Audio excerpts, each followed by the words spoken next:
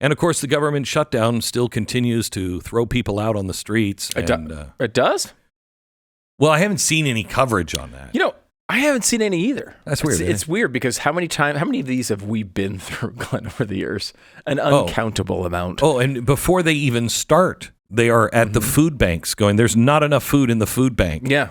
These people are going to be starving within, 2 days. If you happen to have a fetish for single moms, great way to find them. Watch the shutdown coverage. They'll always find new single moms in your area that are about to have their economies crushed because of this oncoming government shutdown every single time except this time. This one. Well, I know I haven't met anyone yet. I have. I listened to the New York Times last week. Okay. And they were talking about how much they love the military. And how that's believable. And how concerned they are for all of these military moms who are now struggling to make ends meet. Even though the president paid the military and the Republicans continue to keep presenting a bill that says pay the military. Right. We can argue about everything else. You've got to keep national defense going, pay the military, and they won't do it. Democrats keep rejecting that bill. Yes, over and over and over again. And that kind of leads me to my thesis here, Glenn. Tell me if you think there's anything to it, which is the reason we haven't met any of the sob stories that we always meet during government shutdowns is because this one, the quote-unquote Democrats are responsible for it. Normally, they blame the Republicans for it. This time, it's almost impossible to come up with a coherent argument to make that happen. So may I express this a different way? Sure.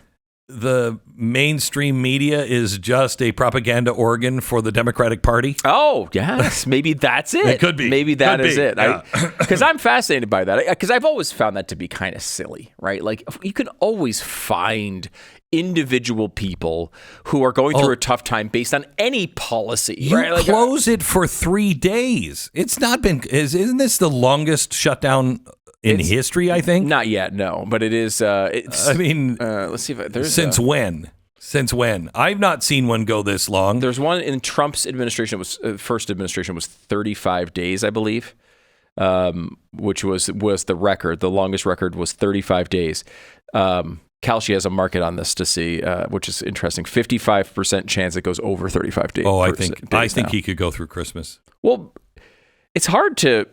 You think it's Christmas? I think the Democrats are. As long as the Democrats will not negotiate, I mean, the Republicans keep saying, "Okay, look, we'll fund it, and let's just go," but we're not adding new stuff, and we're not cutting laws that were just passed. You know what I mean? Mm-hmm. So we'll just fund this and let's continue to work it out. They won't even do that. It's like Friday, I think, was the 12th vote that they had held, and Democrats are just like, nope, doesn't matter. And they're promising votes on their stupid healthcare requests. Yeah. Like they're trying to give things. Yeah, we'll give you the vote on healthcare. What will stop this, though, right? The only thing that stops these things are perceived political consequences. And so right now, what you have is a situation where, in theory, they could, maybe the American people decide it's the Republicans' fault, it's Trump's fault. Mm-hmm. But Trump is not typically like a guy who folds to that type of pressure. No. At times, he will give to his own side. Like, he said stuff like, well, you take the guns first and then we'll have the trials. Right. And like the people, Second Amendment people were like, no, that's not the right order there. Yeah. And to his credit, he listened to his constituents and sort of changed on that. We've seen situations like that. Very rarely, though, do you see, hey, the media is complaining a lot about Donald Trump. He's going to change what he's saying. If anything, it makes him double and triple down on it. I think that they wanted to have the no kings. Remember, they kept saying all week, we were going to get to the no kings, we're going to get to no kings. Nobody was talking about the government shutdown of the no kings thing. That wasn't the point of the no kings thing. Right.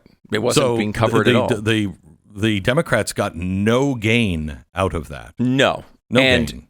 And that's the other side of this, which is typically the way this might work, is Democrats start this over a policy concern, like Republicans have done this. They've started a shutdown over a policy concern. And at some point, when it doesn't seem like the policy concern is going to be resolved, they start feeling pressure that they were the ones that are holding the government closed. They start feeling the public pressure and they fold. That's usually what Republicans wind up doing in these situations. The issue here, though, is number one, They're not getting any pressure from the media. That's not being built at all. So there's no pressure against the Democrats to actually fold on this issue. The only pressure that exists for the Democrats is to hold the line, because what they're getting is pressure from their left flank saying, hey, you guys better not give in to Donald Trump. So the length of this shutdown seemingly could be a very long period, because really the only crack you're seeing right now are, I will say, some on the right who are saying, actually, we should give a bunch of subsidies for Obamacare. There are some on the right doing that. And that is, I think, the only crack we've seen on either side so far. I would really like to see in this time somebody in the Republican side making the case about Obamacare and freeing up the medical system. Yeah, we're not seeing much of that at all. Why do they not have another plan? This is the time. This is the time. No, I shouldn't say. Every day since 2009 has been the time to have this plan. And they never do it. They've had bits and pieces of stuff, but that's not even what their desire is. And I talked to Dr. Oz. I mean, I know. It's a very strange sentence, but go ahead. I know. Talk to Dr. Oz, and I know at HHS they are working on plans to dismantle a lot of this stuff and put the free market back in charge. But they're doing it at the state level. I got to have him back on because, I mean, nobody paid attention to this. I had an interview with him, and just everybody paid attention to some other thing he was talking. Oh, the jab, and why we would partner with what was it, Moderna or whoever here recently, for the drugs, or Pfizer for the drug discount. Everybody paid attention to that. In that same interview, he was talking about going to the states and tying their money, their government funding for Medicaid and Medicare, tying that directly to ending this hostage situation with, no insurance over state lines. Once they allow the whole country and insurance companies to offer plans over the whole country, the dynamics change entirely. The financial incentives, the payouts, everything changes.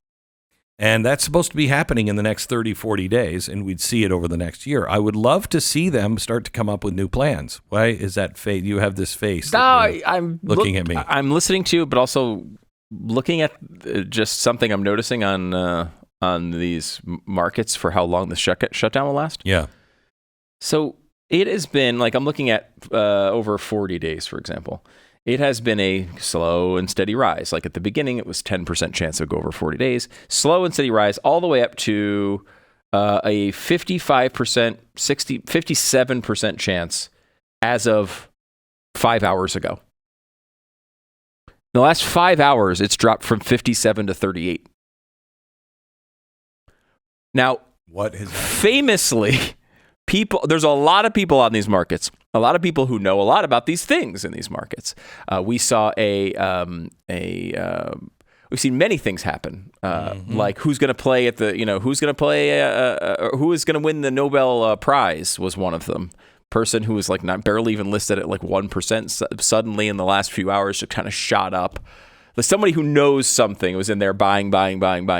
All of a sudden, multiple of these markets, more than 35 days has also dropped from 70% as of 5 hours ago. I am not seeing anything in the news at all. So that's inside information. It could be. It could be. It could just be somebody guessing. Mm-hmm. But I mean, that's a big bet to guess. There's, these markets have, decent liquidity. Kind of interesting, Glenn. I don't know. That's it could be absolutely nothing, but this market has had over $13 million bet on it.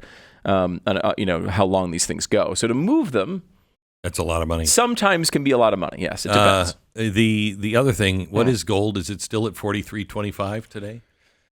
What it was this morning. I mean, that is just that should take people's breath. $43.63. $43.63.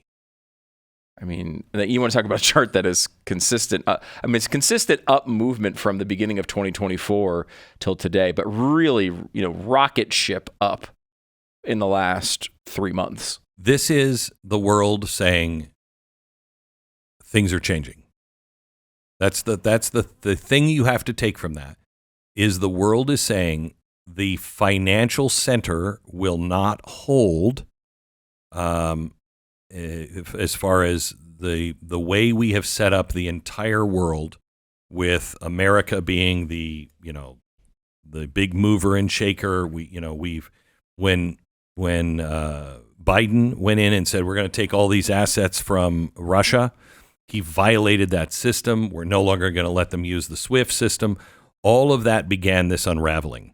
Something is happening. This is big money saying something big is coming, and I want to be prepared for it. And it's disturbing. You should keep your eye on gold. That is a disturbing sign of instability. I can't at this point go any further than that. And I hope that it slows down or stops or reverses itself. We do not want $5,000 gold. And Goldman Sachs came out, I think last week, $6,000, was it $6,000 or $7,000 gold in the next year.